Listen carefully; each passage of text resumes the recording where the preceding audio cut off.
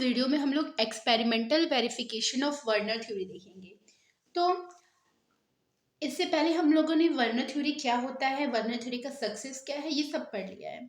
तो Werner theory के हिसाब से कोई भी जो मेटल आयन होते हैं उनके पास दो तरह की वैलेंसी होती है।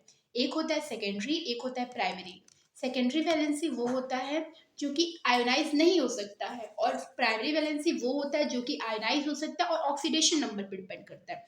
सेकेंडरी वैलेंसी कोऑर्डिनेशन नंबर पर डिपेंड करता है।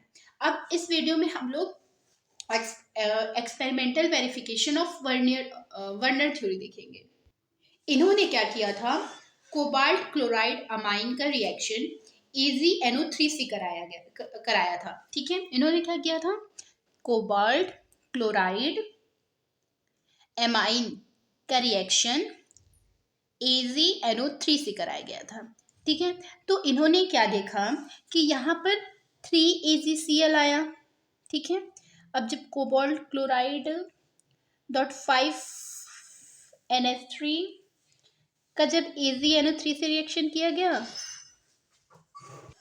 फिर जब इन्होंने इनका रिएक्शन कराया तो 2AgCl आया। ठीक है, फिर जब COCl3.4NH3 का रिएक्शन AgNO3 से कराया तो 1AgCl आया। लेकिन जब इन्होंने COCl3.3NH3 का रिएक्शन AgNO3 से कराया तो ये रिएक्शन ही नहीं हुआ, यहाँ पे AgCl मिला ही नहीं। ठीक है, ठीक है, अब इसमें हमें देखें तो इसके पास कितनी प्राइमरी वैलेंसी है, इसके पास 3 प्राइमरी वैलेंसी है, 6 सेकेंडरी वैलेंसी है, और हम आपको बताए हैं कि सेकेंडरी वैलेंसी फिक्स होता है।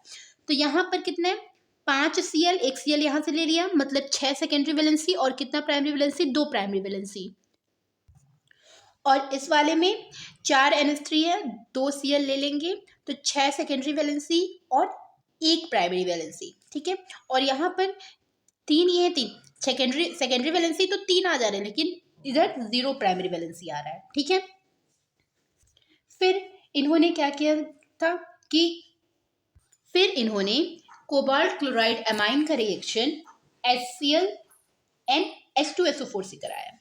क्या कराया इन्होंने, जैसे अगर NH3 जब हमारा HCl से रिएक्ट करता है तो NH4Cl का वाइट फ्यूम आता है। ठीक है, वाइट फ्यूम्स आता है। जब आप अपने केमिस्ट्री लैब में जाइएगा, वहाँ पे अगर आप NH3 में HCl डालेंगे तो आपको वाइट फ्यूम मिलेगा। ठीक है, जब इन्होंने कोबाल्ट क्लोराइड अमाइन का रिएक्शन HCl से कराया था तो इन्हें वाइट फ्यूम नहीं मिला। ठीक है, क्योंकि इन जो हमारा अमोनिया है वो डिसोसिएट नहीं हुआ एंड वो HCl से रिएक्ट नहीं हुआ, क्योंकि जो अमोनिया है वो अटैच है सेंट्रल मेटल आयन से टू सेकेंडरी वैलेंसी। मतलब क्या किया गया, पहले अगर हम NH3 का HCl से रिएक्शन कराएंगे तो हमें NH4Cl का फ्यूम आएगा, वाइट फ्यूम आएगा।